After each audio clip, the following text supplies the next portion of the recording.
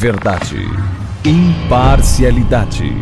Começa agora o programa A Hora da Verdade. A apresentação: Carlos Frederico Gomes. Olá, amigo assinante. Estamos iniciando mais um programa A Hora da Verdade na sua TV+, canal 15 da Multiplay. Eu queria iniciar essa semana dizendo que o Brasil passou por um processo que demorou a acontecer, aconteceu, e a gente espera que volte à normalidade. A normalidade que a gente sonhava, né? Você que acompanha o programa da Verdade, a normalidade que eu queria era eleições. Mas, infelizmente, não está na nossa Constituição. Apesar que a Constituição do nosso país está muito em desuso. Por quê? Porque você acompanhou comigo, né? O presidente do Supremo Tribunal Federal aceitar um fatiamento de um artigo da Constituição que virou destaque e foi retirado do texto constitucional por 1/3 dos senadores. E eu aprendi, vou lembrar aqui o que falou Gilmar Mendes, que é outro que e talvez teria feito a mesma coisa se fosse interesse dele, mas eu aprendi que para se emendar a nossa Constituição, tinha que ser uma proposta de emenda constitucional com 3/5 do Congresso Nacional. Era o que eu sabia, ou eu pensava que sabia, né? E como disse o Gilmar Mendes, isso é matéria de jardim de infância. Não é jurista que sabe disso. Qualquer menino que fizer a 8ª série em diante, ele sabe que é assim, né? Na hora que ele falar do Congresso Nacional.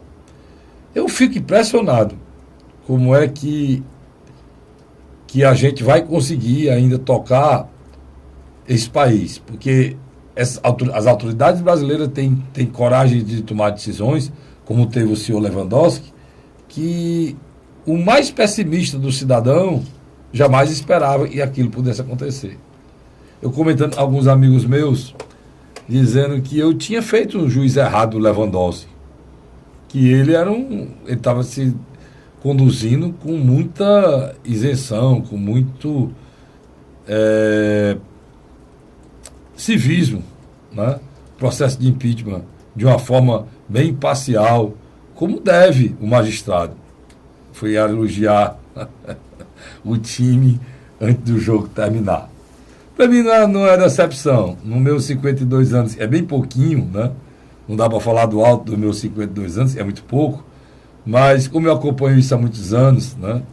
Eu acompanho a vida pública há muito tempo, e eu tenho, para mim não foi também nenhuma grande surpresa ter acontecido essa lambança.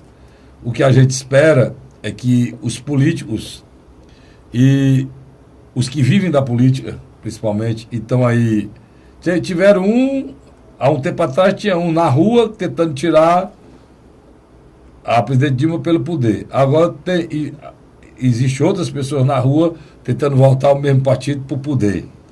Né? Tudo o interesse cotariado de quem fazia parte. Por que você consegue? Como é que você conseguiu reunir aquela multidão, né, 100 mil pessoas? É muito pouco em relação às pessoas que estavam empregadas. As pessoas recebiam dinheiro da Uni, recebiam dinheiro da CUT, da CGT, recebiam dinheiro de sindicatos e estavam empregadas diretamente no governo, ou de forma direta ou indireta, terceirizado, e saiu o que vai sair. E é natural que o que não é natural, na realidade, é que se quebre o país, literalmente. O país está quebrado financeiramente, fruto de uma administração desastrosa, que continua com o Temer, que é isso que eu acho. O Temer. Por que o Temer assumiu o governo? Porque ele era vice-presidente de quem? Da Dilma. É a mesma coisa. Estou repetindo que o que está e o que sai é a mesma coisa. Eles tentam dizer que não é. Mas esse rapaz, por 2 vezes, ele podia ter sido presidente já. Ele passou 4 anos sendo vice, e agora 2 anos sendo vice, virou presidente. Então ele jamais cegaria a função de presidente se não fosse vice. E você tem que ser vice de alguém, né? De quem ele vice? Ele era vice da Dilma. Ele era vice da Dilma. Então ele só chegou na função de presidente da República porque ele era vice da Dilma. Me juntava de ter uma frase interessante, e meu pai dizia que ele falava muito, onde você, menino, quando você enxergar um tatu em cima do toco, alguém botou ele lá. Ele não sobe, não. Então, não venham com a história que o PMDB, que o Temer é adversário de você, não. É companheiro. Né? E está lá no poder, vocês colocaram ele 2 vezes para ser vice. O Lula acertou, botou um homem certo na vice, o Zé de Alencar, um homem de bem, não aconteceu nada disso. O Lula foi 2 vezes presidente, não aconteceu nada disso. Né? Então é bom lembrar, e é bom lembrar que antes dos interesses nefastos de vocês, antes de vocês se matarem, né, ou procurar levar esse país a uma confusão social, há muitas vezes apregoadas por senadores da República, como aquele Lindenberg Farias, ameaçando, como o senhor Riquião foi para a tribuna ameaçar, né? Ameaçar que isso iria acontecer. Ou seja, são os profetas do Apocalipse, né? Não só querendo que aconteça o pior, mas incitando para que aconteça o pior. Onde vocês se lembrar de tudo isso, lembre-se de 13 milhões de brasileiros que estão sofrendo, sem dignidade, sem poder sustentar as suas famílias, por não ter o que levar para casa, porque estão desempregados. Muitos deles não aguentam a pressão, estão até tirando a vida. Então, os senhores lembrem-se, né, antes de só pensarem nos interesses pessoais de cada um, lembrem-se dos milhares de desempregados desse país e não aguenta mais. Está na hora do Brasil crescer, está na hora da normalidade chegar, está na hora da gente lembrar que existem cidadãos com dificuldades por conta do interesse político de poucos, tá bom? E em cima disso, dessa história, dessa introdução, é que eu quero perguntar ao Luiz. Luiz, governo novo. Agora sim, é um governo novo porque não é mais interino. Tem agora o ônus e o bônus de ir até 2018, né, como presidente da República. Você achou certo o presidente da República pegar o avião e ir-se embora logo depois de um processo traumático daquele do impeachment? E dar posse a outro presidente. E dar posse a outro presidente. Não é muita coragem, não, mano. Naquele dia histórico do dia 31, nós tivemos 3 presidentes, né? Tivemos Dilma, tivemos depois o Temer, que tomou posse, e no final da noite o presidente da Câmara, Rodrigo Maia. Às vezes as pessoas me perguntam, por que você convida sempre o Luiz, Carlos, para participar do seu programa? Eu digo, rapaz, por causa disso, mano. Tá aí, ó. Por causa disso. Uma frase, ó. Naquele dia, nós tivemos 3 presidentes, pontuou historicamente, né? O presidente Dilma e saiu, o presidente Temer que assumiu, e o Rodrigo Maia. E já logo com pouco mais de um mês, né? O presidente da Câmara já ensaiou. Disse que agora o Temer chegou hoje, né? E ontem, aliás, e ele disse assim, já voltou? Oh, meu Deus, estava tão bom, né? Vai, continue. A viagem à China já estava programada para o encontro do G20. Já estava programado. Ele sabia, tinha noção. Desde que ele assumiu, tinha uma ânsia de fazer uma viagem internacional.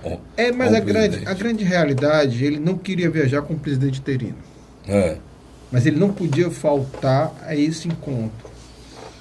Esse encontro ele tem um valor simbólico muito grande. Não tem essa história de dinheiro, isso não existe, não. Os 20 maiores economias do mundo reunidos, e automaticamente, quando ele tira a primeira foto oficial dele como presidente a nível internacional, ele está entre os seus 19 parceiros mais importantes, em termos econômicos. Lá são 19 países e o presidente da União... Sim, desculpa. São 19 países mais ricos do mundo e o presidente da União Europeia, né? Tudo bem, é isso mesmo. Que ele vai representar o bloco. Agora, o importante também, Luiz, lembrou uma coisa importante isso aí, porque ele ratifica ali a posição dele presidente do Brasil. Sem dúvida. Né? Além de que, tem outra coisa muito importante. O Brasil faz parte de um bloco, que é os BRICS, né? Que Brasil, Índia, China, Rússia, China e África do Sul. E a reunião era na China, né? Do companheiro principal, né? O principal parceiro brasileiro. O principal parceiro brasileiro, que é a grande locomotiva do mundo. Que compra os nossos commodities. E a China que tá reclamando, a China que está lutando para que volte o crescimento no mundo, acaba o protecionismo, né? A reclamação maior foi essa, que saiu daquela reunião, porque a China está crescendo pouco, 7,5%. Só aí 7,5% é pouco, mas é pouco, porque é um país agora existe uma país coisa... que cresce de uma forma muito grande, até o número de habitantes. Ele tem que crescer para poder sustentar, né, o crescimento mesmo vegetativo da população, que é uma coisa absurda. E para a China manter o país estável, ela tem que crescer 10% ao ano, está crescendo 7,5%. E esse crescimento retardado da China foi um dos motivos que levou o mundo a essa crise que a gente está vivendo, né, Luiz? Agora, para mim, é muito esquizofrênico olhar os movimentos sociais como CUT, MST, simplesmente, de uma hora para outra, amanhecerem e pintarem o Michel Temer como o pior governo do mundo, o cara neoliberal. As políticas que o Henrique Meirelles está impondo, o Barbosa fazia, mesma coisa. O Joaquim Levy fazia. Não, é pior. Você agora, Luiz, de novo, você mostrou para você estar aqui. É pior. Essa lembrança que você fez, por exemplo. Esse saiu. O Levy e o Barbosa eram muito piores do que o Henrique Meirelles. O Henrique Meirelles teve coragem de botar um déficit de 70 bilhões, que deu a gordura para atender um bocado de coisa. Ele teve coragem de mostrar o quadro real. O Brasil já entrou no processo de crescimento. A única coisa que ele está pedindo, o que é? Duas coisas fundamentais. E aí, a reforma da Previdência, eu não concordo. Eu discordo da reforma da Previdência. Eu acho que você ir cobrar já da população mais pobre está errado. Agora me diga, não tinha uma reforma no fundo da Dilma? Mas tem um detalhe aí... Não, tinha uma reforma no fundo da Dilma, só isso me responde. Tinha reforma? Várias. A reforma do fundo da Dilma era igual a essa? Era tributária, era previdenciária, trabalhista... Mais uma coisa, Luiz. Mais uma coisa. Outra coisa, quem fez os cortes nas políticas sociais não foi o Michel Temer, governo... Foi a própria Dilma Rousseff. Pois é, os sindicatos estão reclamando que o governo está estabelecendo um teto para gasto. Isso é a coisa mais correta do mundo. Aí estão dizendo, não vai aumentar os gastos da educação, da saúde. É mentira. O teto para gasto, ele estabelece um teto. Se você quiser aumentar a educação, você retira do outro canto. O governo é que diz quanto é. Se o meu amigo Vicente está me olhando ali, está preocupado com o dinheiro. Aí meu amigo Vicente está ali. Aí ele tem 10 mil reais de teto para gastar. Aí ele diz, papai, o senhor está dando pouco, meu filho dele disse, para educação. Eu estou gastando só 2 mil comigo com a minha educação, eu prefiro ter que fazer um curso, não sei o quê, mas o Vicente gasta 2 mil reais com lazer. Então, ele quer aumentar o gasto de educação, que é mais importante, né, Luiz? Ele passa para 2.500, a educação diminui o lazer para 1.500.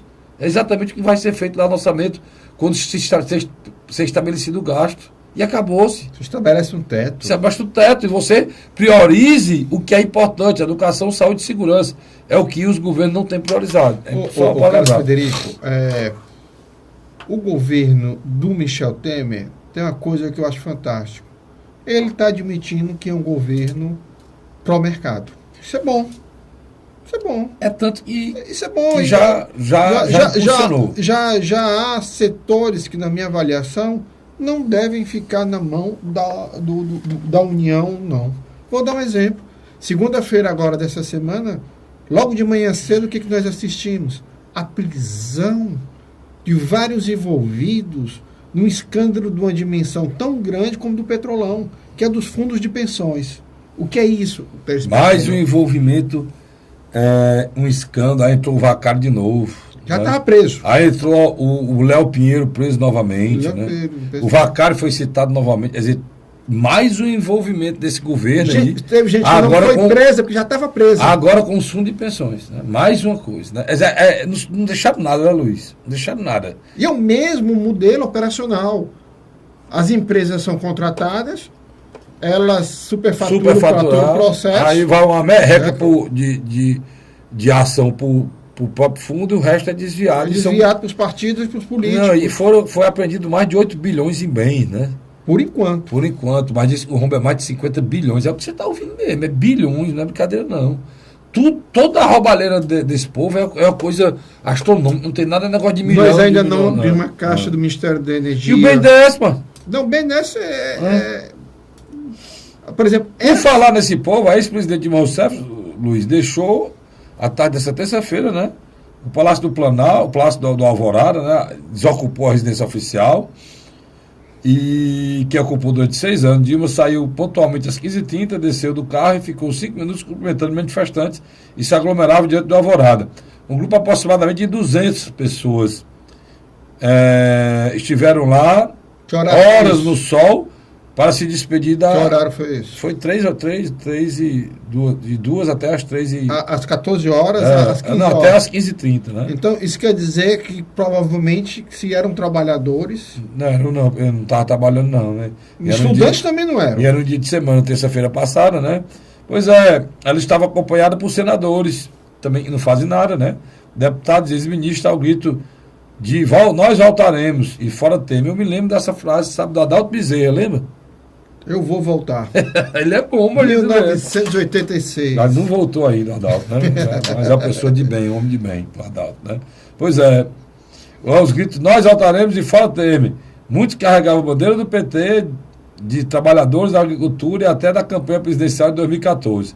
A música da campanha Coração Valente tocava em alto volume.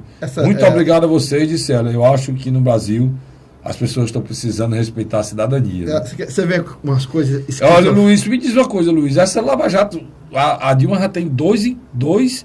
Ela é réu em 2 processos já, né?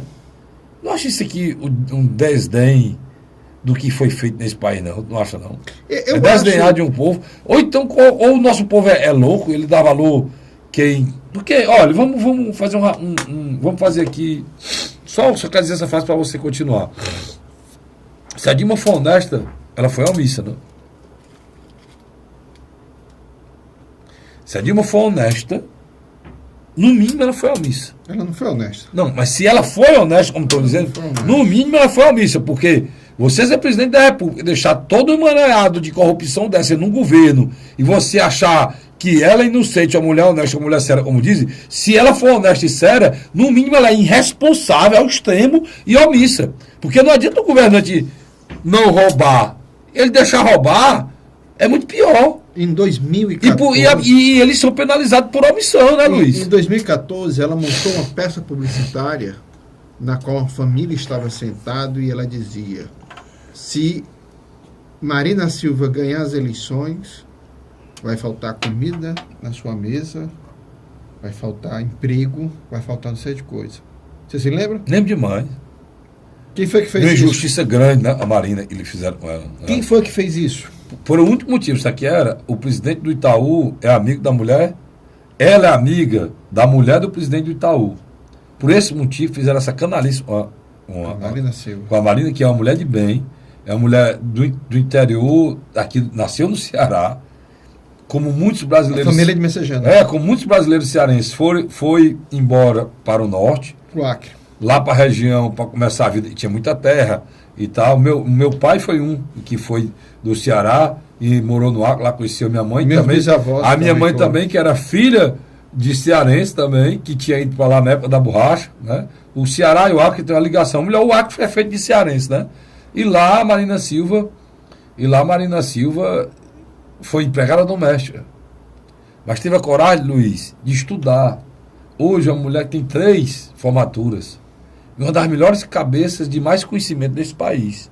Um exemplo para o Lula, né? Infelizmente não teve a coragem de fazer. E essa senhora, ela foi, como o Luiz lembrou muito bem, ela foi humilhada por uma propaganda tacana e mentirosa feita por esse vagabundo Deixão Santana que foi preso, né, Luiz? Aí o que acontece? A presidenta Dilma Rousseff, ou agora ex-presidente Dilma Rousseff, ela, na grande realidade, não tem estatura moral hoje para apontar o dedo para ninguém. Ela não tem.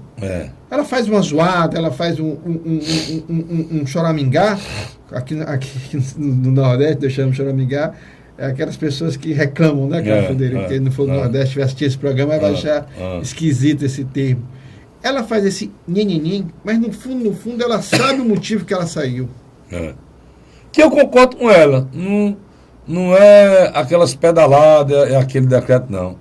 É uma. Se eu for elencar os motivos aqui, quando eu terminar de falar, terminou o primeiro bloco já, eu tenho que ir para um intervalo, mas eu entraria no segundo bloco. Se eu fosse elencar os motivos, né, que levaram a presidente Dilma a perder o mandato. Eu vou para um rápido intervalo, volto já, continuando esse assunto, que é um assunto que precisa discutir, afinal de contas, nosso país vive uma crise. Sai daí não. A Hora da Verdade.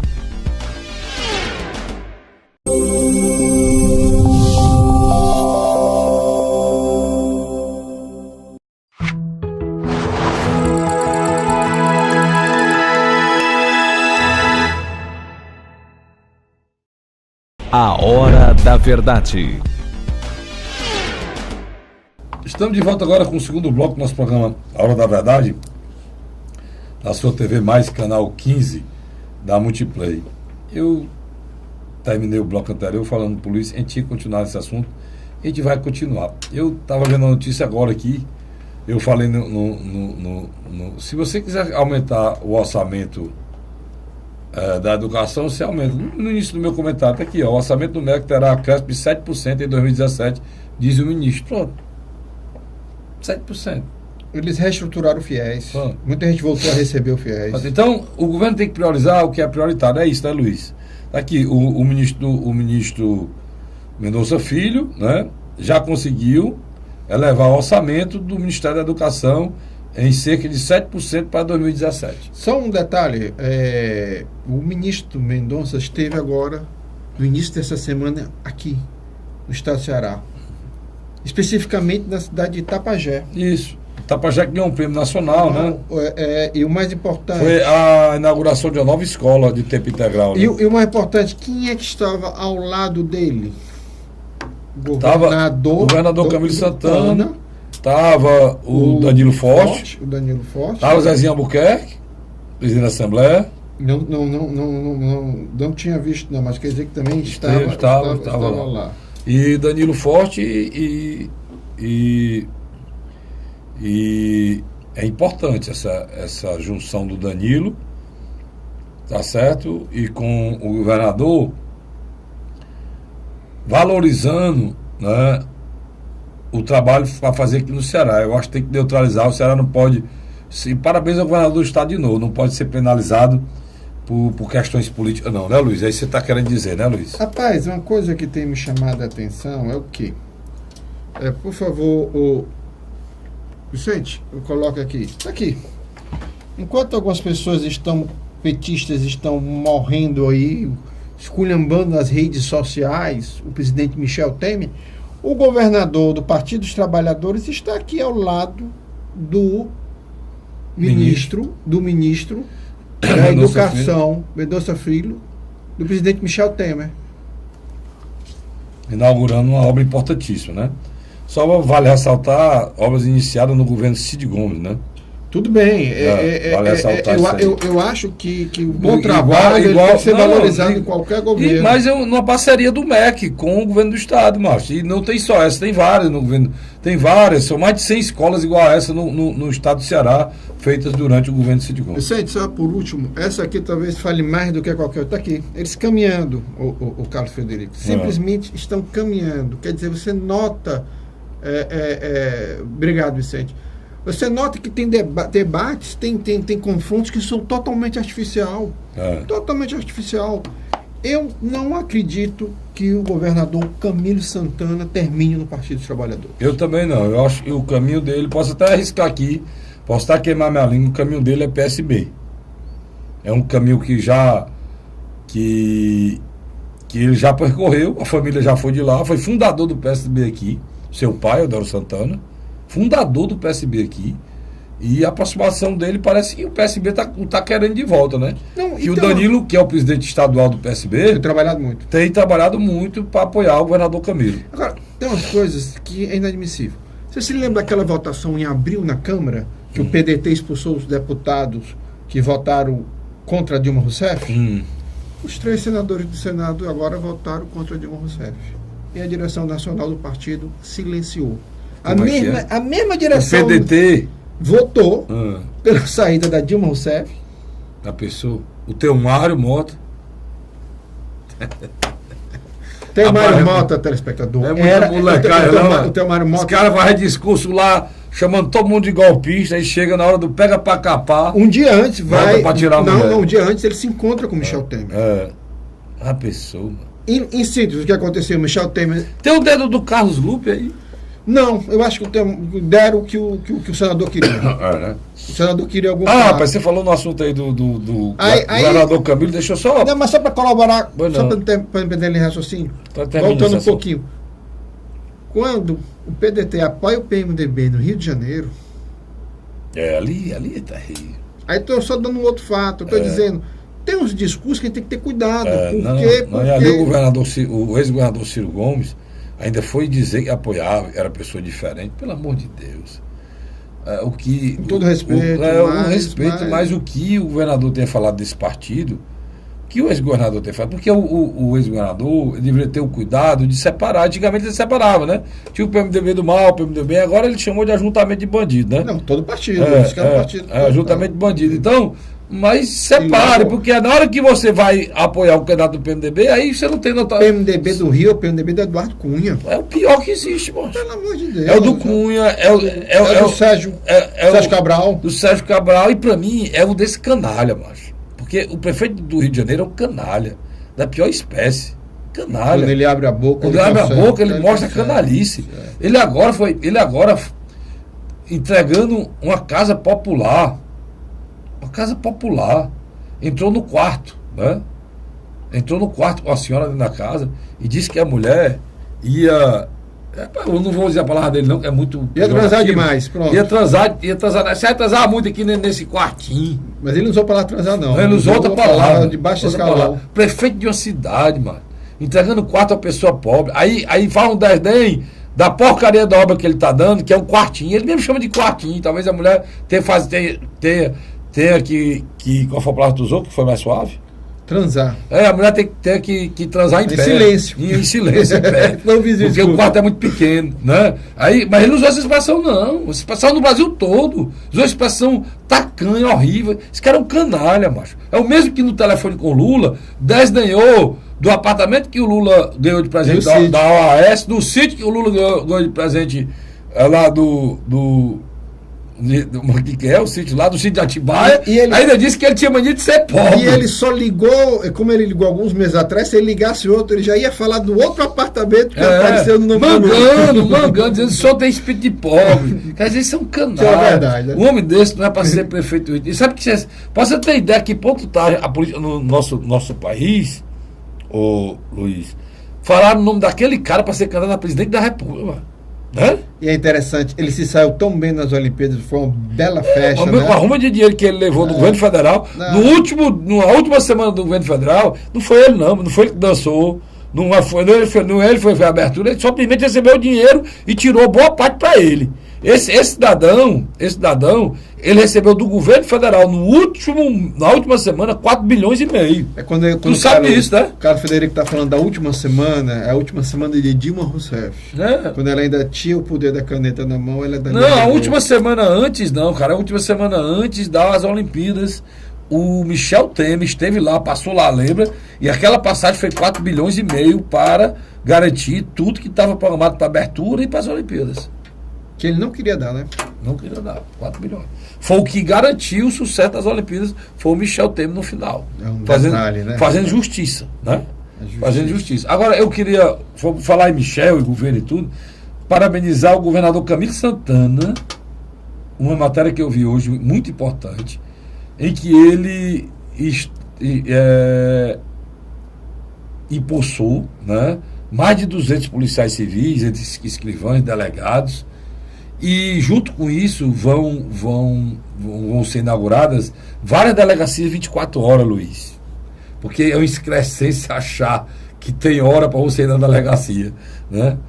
Sábado e domingo é o período que acontece mais tragédia, e é o período que as delegacias estão fechadas.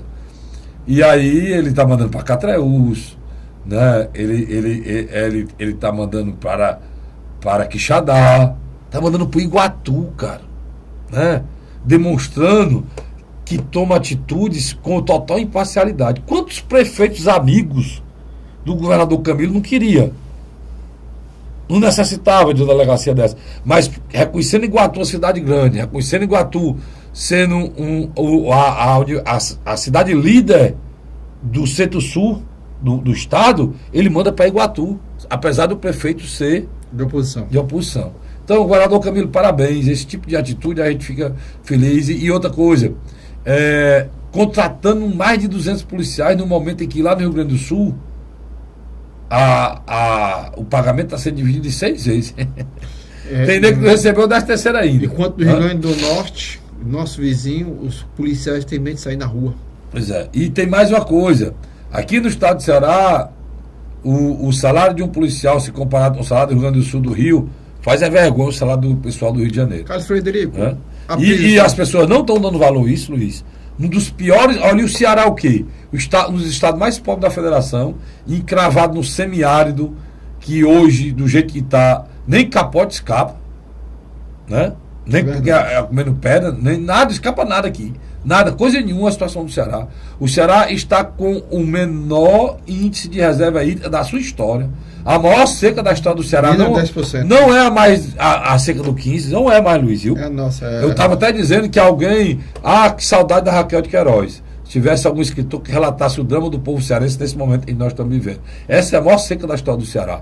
Porque naquele tempo ninguém tinha Oroz, naquele tempo ninguém tinha Castanhão, naquele tempo ninguém tinha Araras, naquele tempo não se tinha Bonabuiú, só tinha o açude do Cedro. Eu acho que nem tinha o açude do Cedro. Né? Estava em construção, acho que foi depois daí. Não, Imperador. Foi, eu acho que tinha o açude do Cedro, é onde existia. E o Ceará, com todos esses açudes, eles estão quase todos praticamente secos. Você imagina o tamanho de uma seca dessa. Né?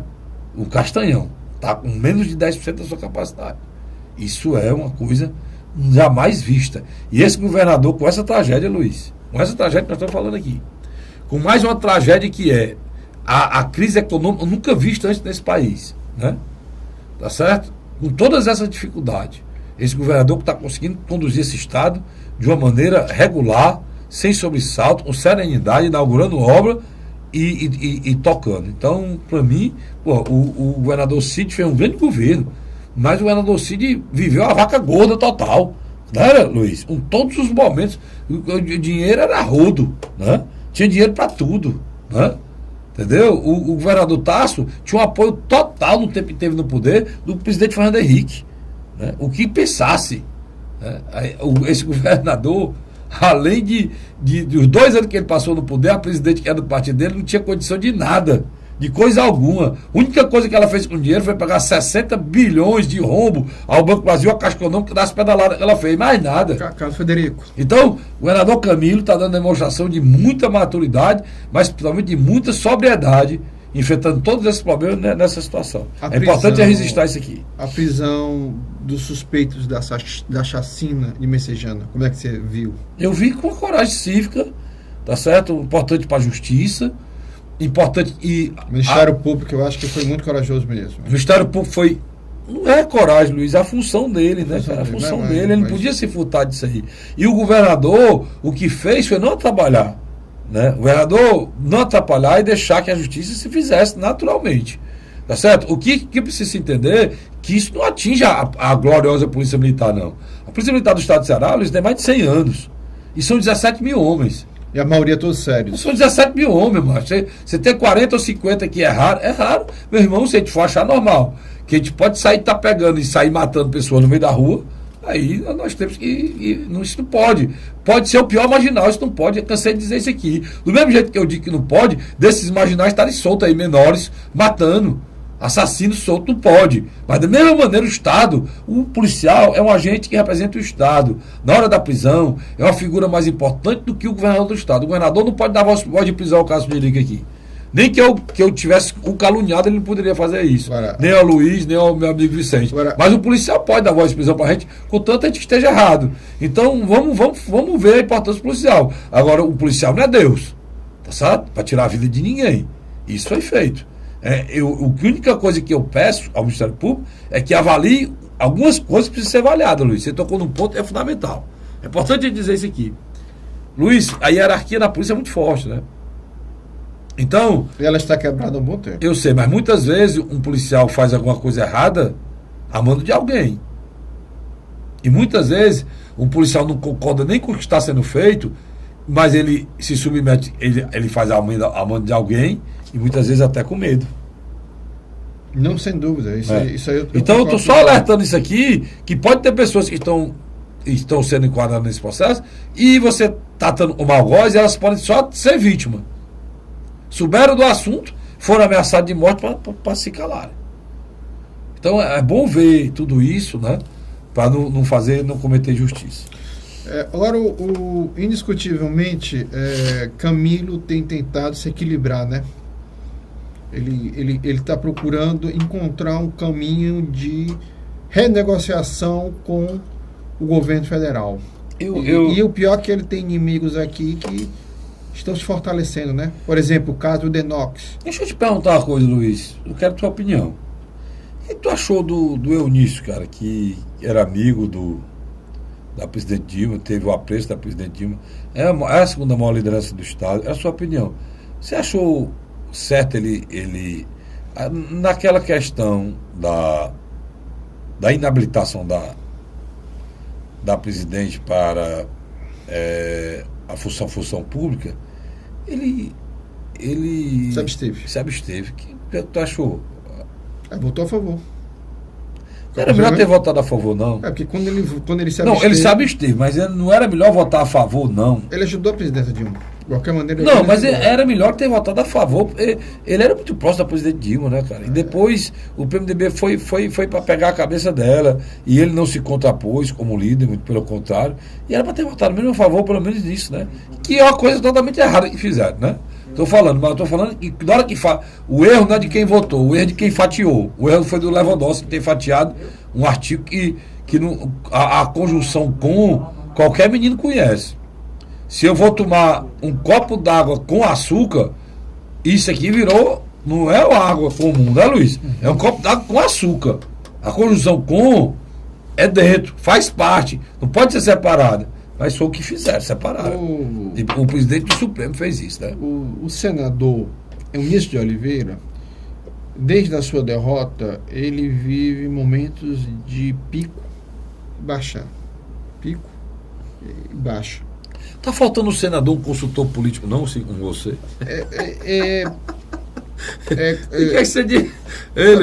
Mas você falou uma verdade. É uma verdade. Para ele poder entender o cenário que ele está vivendo, não. Por exemplo, você vê o Tasso Gereissati, é a oposição mais moderado. O Tasso tem se saído de uma maneira respeitada. Até os adversários respeitam o Tasso. Até a Dilma gosta do Tasso, acredita isso? Eu acredito. Eu acredito. Porque ele fez algumas ponderações que o Ciro foi para cima dele, não deu uma palavra, continuou sereno. E quem respondeu foi as próprias pessoas que acompanharam, que dão ao Tasso essa sobriedade, esse respeito. E eu me sinto muito orgulhoso de ter um senador como Tasso Gereissati. Com todo o respeito ao ex-governador Ciro Gomes, mas é um cara que não pode falar um ai do senador Tasso. Eu aprendi a admirar o Tasso pela história, pelo caráter, pela dignidade que o Ciro muitas vezes disse para mim e para muitas pessoas em muitos palanques. A gente conheceu o Tasso pelo Ciro. Aquilo ali foi um momento muito Tem uma história triste. muito bonita do Tasso Gereissati. É quando o nosso querido ex-senador e ex-governador Beni Vera estava no hospital. Mas você não vai contar agora, não. Você guarda isso aí, ó. Tu está tudo esperando. Mas é uma história bonita, né? Bonita, né? Em relação a isso aí. Eu sei qual é a história, você vai contar, mas só depois do intervalo. Sai daí não, eu volto já. A Hora da Verdade.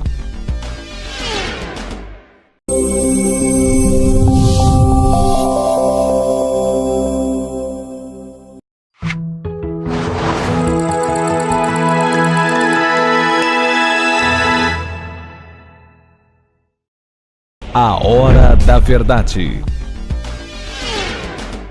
Estamos de volta agora para o terceiro e último bloco do nosso programa A Hora da Verdade, na sua TV Mais, canal 15 da Multiplay. Estou mostrando esse cinegrafista aqui. Eu acho que achando já vê algum sinistro da cidade. Ele está no ponto aqui de ir para o Porto do Peçaí, né? Ele está aqui incapacitado. Está um negócio muito sério aqui. Vamos lá. Ô, meu chefe, você estava me falando, meu querido amigo Luiz Cláudio, consultor político, que eu sempre convido aqui para fazer o programa Hora da Verdade comigo, enquanto nós estamos no período eleitoral, ser convidado. Daqui um dia vai ter o Luiz e mais outra pessoa que eu vou começar a trazer nossos convidados novamente. Luiz, me diga uma coisa, cara. Você ia contando a história do Tasso e o Beni. Diga aí. Um abraço pro meu amigo Cleiton Veras, filho do grande Benivério, o Cleitinho, que é uma pessoa que eu tenho um grande carinho. Rapaz, agora apesar de ser torcedor do Fortaleza, né? Entrou no estúdio, o meu nome Zé do Caixão. Zé do Caixão, viu? Zé do Caixão. Viu, Carlos? Apesar de ser torcedor do Fortaleza... mas ninguém é perfeito, né? Ninguém é perfeito. Ninguém é perfeito. Vamos lá, Luiz. Disse que o Benivéras estava muitos dias na UTI, estava se recuperando. No final de vida do Beni foi muito doloroso, muito sofrimento, né? Doenças que se acumularam e ceifaram uma das mentes mais brilhantes da política cearense. As pessoas não têm noção da dimensão do Benivéras. Benivéras era um membro mais velho daquela turma do SIC, do Centro Industrial do Ceará, que tinha... Fizeram um processo de mudança no estado do Ceará. Ele que liderou o grupo, ele que conversou com a direção da FIEC para abrir espaço para que o SIC criasse um fórum de discussão. E o Tasso Gereissati sempre foi muito grato ao Beni, ao ponto de levá-lo para dentro do governo. Depois o elegeu em 1990 senador. Primeiro foi vice-governador, né? Não, senador. Senador. E depois vice-governador. Ao lado do Tasso. Ao lado do Tasso. No último mandato do Tasso. Então, você nota que era um homem que tinha uma proximidade com o Tasso muito grande. Diga de passagem, eu tenho uma teoria. Existe um Tasso com Benivéras totalmente sem o Benivéras. O Tasso com Benivéras foi vitorioso em tudo que ele disputou. O Tasso sem o Benivéras, vamos colocar já em 2000... Até a primeira e única derrota dele, né? E foi essa da eleição. Mas provavelmente se o Beni estivesse naquela época ao lado dele, com a lucidez, eu acho que ele teria... Mas você contou na história no hospital. E quando ele estava doente, muito doente lá, e acumulando-se lá os gastos, Tasso chegou silenciosamente e pagou a conta do hospital. Sem... Quando a família foi. Porque o Beni era um homem de bem, um homem sério, um homem honesto, né? Que... Não era um homem pobre. Mas não era um homem de posse, era tudo particular, isso aí não tinha condição. Mas vamos à nossa eleição de 2016. Vamos esquecer das eleições passadas para 2016. Vamos lá. Avaliação aí, Luiz. Começou a tempo de televisão, né? Começou, eu faço avaliação. As campanhas muito pobres nas ruas, né, Carlos Frederico? Demais. Eu só vejo uma campanha. Você só vê a bandeira do Roberto Cláudio. Às vezes eu vejo algum material, algumas bandeiras do Ti Gomes e do Pastor Ronaldo. E Pastor Ronaldo e Roberto Cláudio. E às vezes você vê algum militante da Luziane, muito pouco. Mas em locais concentrados. Eu andei passando por aí, eu vejo até ex-secretário mesmo, a bandeira na mão, no meio da rua, ex-secretário da Sozinho. Sozinho, com a saudade, né, do tempo que ela era prefeita, era secretário, né? Aí vai pra luta mesmo. Né? Luiz, vamos lá, vamos começar aqui uma avaliação dos programas eleitorais. Já foram 3 debates já, né? 3 debates do programa eleitoral. Vamos começar pelo Roberto Cláudio. Me diga aí a sua opinião. O prefeito Roberto Cláudio, automaticamente ele ia ser vidraça, né? Não tem como não ser, né? Ele vai para a reeleição, com todas as chances positivas ao lado dele, de uma reeleição. Os candidatos de oposição praticamente se uniram para bater nele. O último debate foi isso, né? Bem característico. O último debate ficou bem claro, né? A Luziane, o que você quer dizer? O capitão. Que no lugar de disputar o segundo lugar, os 3 principais candidatos que podem ir para o segundo turno com Roberto Cláudio, Capitão Wagner, Luziane e Heitor, praticamente centraram o fogo em Roberto Cláudio. Ele não estão sem assessoria política, não, Luiz. Eu acho. Porque os 3 que estão disputando, pelas pesquisas de hoje, o Roberto Cláudio está no segundo turno. Sem dúvida. E os 3 que estão disputando a outra vaga. Então, a partir do momento que os 3 batem no Roberto Cláudio, eles não estão se esquecendo e eles precisam crescer para um passar o outro para disputar o Roberto Cláudio. Sem dúvida. Agora, ou é errado meu raciocínio? Não, está errado não. Agora, eu acho que falta aos 3 candidatos principais de oposição, tanto ao capitão Wagner, Luziane Lins e Heitor, objetividade. Vamos lá. Em que sentido? Não, Roberto Cláudio, não termina esse negócio. Não, mas... Eu tenho que falar em todos, você sabe, né? A relação é muito forte e eu respeito a Larissa. Então, às vezes a gente pode esquecer de falar num aqui, não dá certo. Vamos por parte. O Roberto Cláudio, até surpreendendo, e falavam no desgaste do Roberto Cláudio como era uma coisa absurda, né? E ele chegaria... Tinha gente que dizia que ele não ia nem para o segundo turno. Não, isso aí e isso não se concretizou. Muito pelo contrário. Ele lidera hoje a ideia da pesquisa.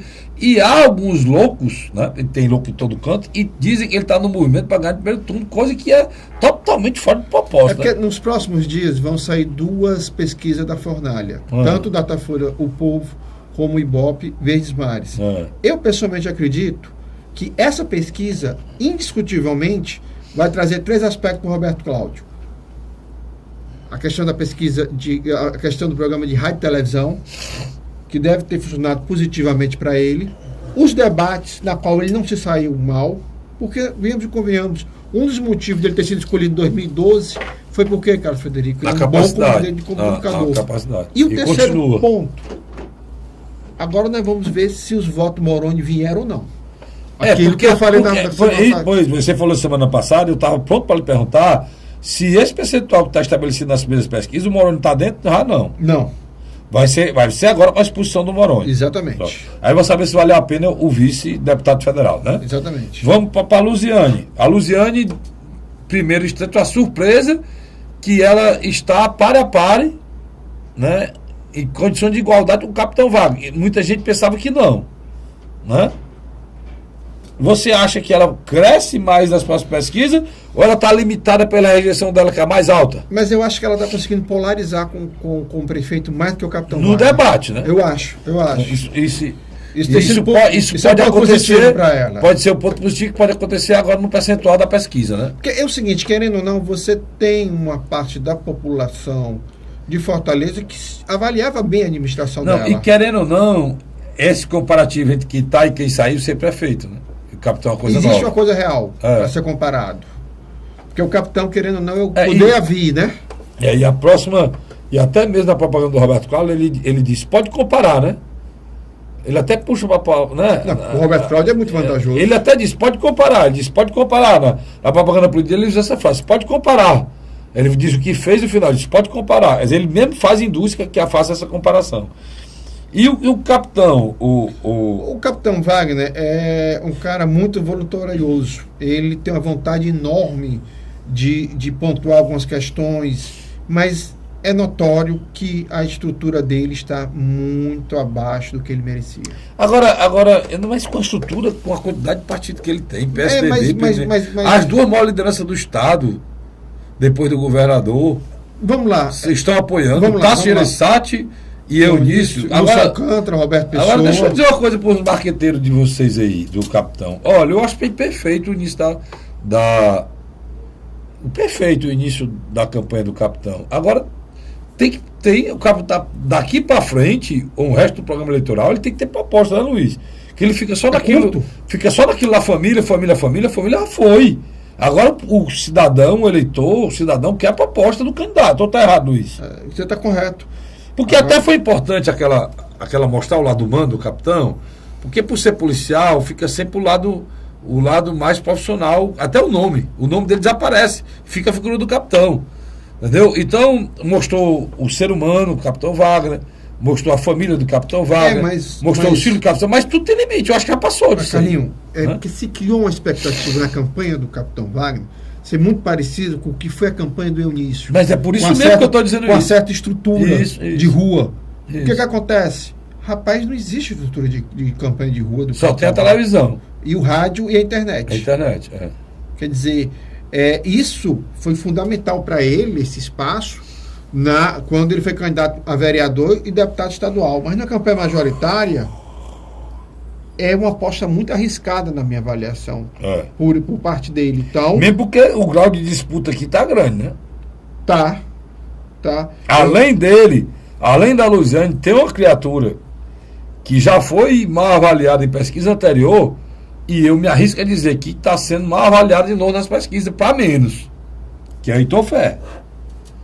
O Heitor saiu com a proposta aí, que ia prender um ladrão, Tô até brincando com o Barros Alves hoje, o Barros vai sair no carro. Você falou no último programa. Que ia prender um ladrão, que é um ladrão mesmo, desgraçado, que foi a coisa ruim que o prefeito Juraci Magalhães fez para essa cidade, foi instituir a autarquia municipal de trânsito, que ela tem que ter trazido, ela cobra muito do cidadão fortalezense, a MC, né? Ela cobra muito do cidadão fortalezense e não dá contrapartida nada.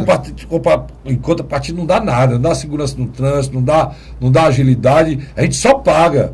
E para completar, junto com a MC, vê essas porcarias, né, dessa quantidade enorme de fotossensor com o intuito de arrecadar. É tanto que a MC, Luiz, ela não tem nem orçamento, cara. Ela vive de multa. Interessante. Isso não existe. Isso não existe. Isso não existe. Isso é um fato negativo. É um fato negativo. Quer dizer, como é que eu posso projetar a multa para sustentar uma autarquia? Isso não existe. Então, o Heitor foi muito feliz. Agora, só que tem um detalhe. Foi muito feliz com aquela atitude. Vou prender esse ladrão. Aí mostra foto de sensor. E aí eu só terminar para você falar sobre o Heitor. Não, mas só para terminar. Todo Heitor, em sua grande maioria, tem carro. Que é de nível universitário e ganha de entre 5 a 10 salários mínimos ou mais de 10 salários mínimos, tem carro. Pronto. E mais uma coisa, você continua. Não está sendo consultado porque ele está dentro de condomínios, né?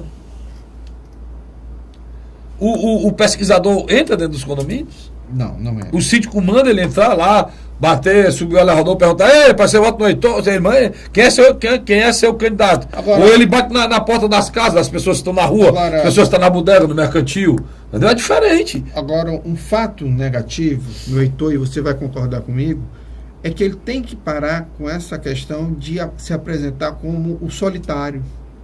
Isso não existe política. Isso não existe, tá entendendo? Mas vamos cá. Mas não dá também, Luiz, para ele vender uma imagem de próximo, de agregador, quando a vida toda, Luiz, o Heitor teve posições que nega a política tradicional também, cara. Sem dúvida. Ele sempre, a posição do Heitor foi sempre contra esse esquema de política tradicional que está aí, tanto na Câmara como na Assembleia. Você acompanhou, eu acompanhei.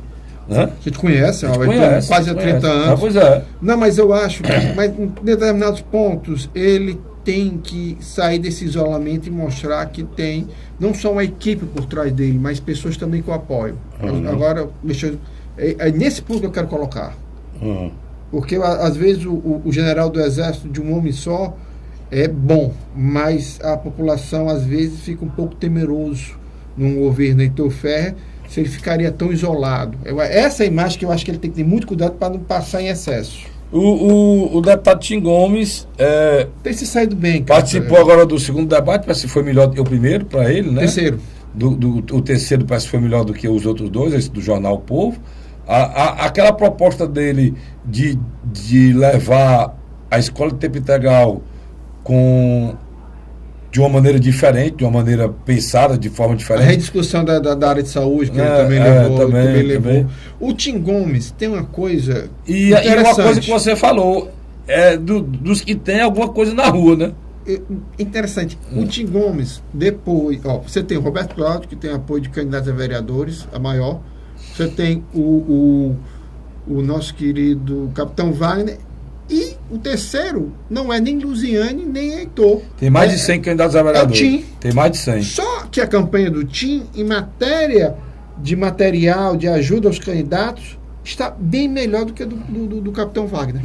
E parece que há um trabalho massivo na cidade como um todo, nas áreas mais difíceis de apoio. Exatamente. E tal, que está sendo feito um trabalho mesmo do corpo a corpo dele com os eleitores, né?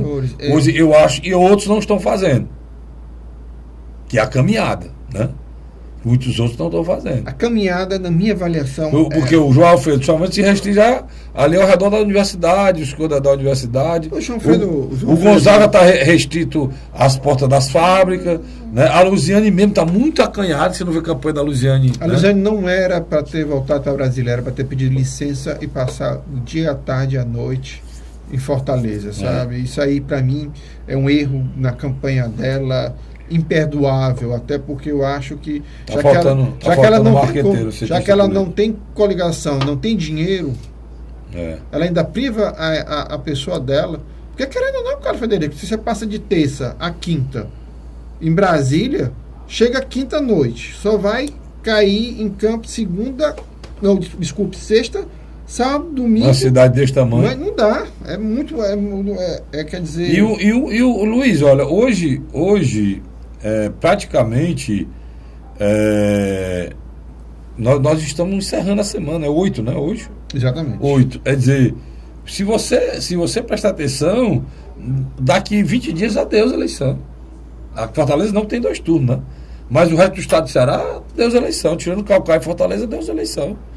E para muitos aqui também. Porque hoje nós estamos falando 1, 2, 3, 4, 5, 6, 7, 8. E a partir depois do dia 2, nós estamos falar em 2. Agora, e vão ficar 2 e os outros vão acabar a campanha. Então, o que tiver a ser feito é agora, né, Luiz? Agora, o que está me chamando a atenção é que a candidatura do PSOL, do João Fredo, não consegue ter o desempenho que o Renato Rosendo tinha. Eu me contei com um deputado Renato Rosendo no interior do estado de Ceará, de forma muito espetacular. Eu vi aquele rapaz, homem de bem, né? Trabalhando em município, aqui, carregando um partido nas costas. Parabéns, deputado. Eu admiro muito homens como aquele, né? De coragem, de determinação, fazendo partido tipo, menino do bem. Tipo formiguinha, né, cara? No meio do sol, que eu tenho o Renato Rosendo 2 horas da tarde, no município de Santa Quitéria, no meio do sol, no sábado, entendeu? Lutando lá com o candidato que tinha lá do PSOL, entendeu? Eu acho que é uma figura admirável, de muita fibra, que merece o respeito do povo do estado de Ceará, né? Carlinhos, para terminar, eu quero mandar um abraço a uma pessoa que sempre nos assiste, que é o grande poeta e membro da Academia Cearense de Letras, Dimas Macedo. Dimas Macedo, um abraço. Um abraço, doutor Dimas, é um prazer enorme e uma preocupação que eu tenho agora, né? Ter a audiência da qualidade, né, do poeta Dimas Macedo. E tem uma amiga minha de Salvador que sempre nos assiste via ao canal da TV Mais, que é minha amiga Ana Paula. Lembrando, até bom te falar da nossa telespectadora Ana Paula, para lembrar que o programa Hora da Verdade, você tem acesso a ele no YouTube, né?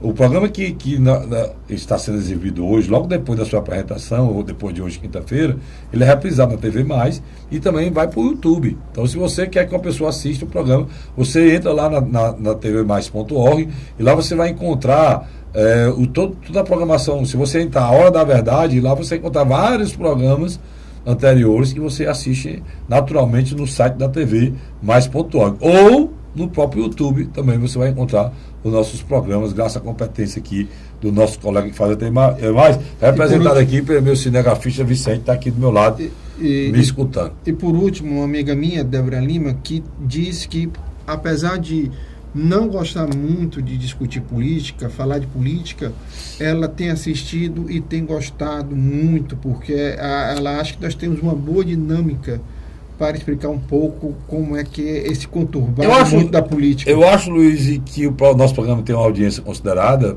né? Ele já teve na grade da TV Mais, saiu e voltou novamente, mas por uma coisa muito séria, que aí poucos têm, é a imparcialidade desse programa, e ela é comprovada a todo custo, né? Ninguém nunca recebeu reclamação, nem na Rádio Cidade, Hora da Verdade, há 10 anos no ar, de tendência, ou aqui mesmo na TV Fortaleza, já pela segunda, na TV Mais, já pela segunda vez o programa está na grade da programação. Quero agradecer a você, a audiência, ao Luiz, e na próxima semana a gente está aqui de volta com mais um programa A Hora da Verdade. Até lá.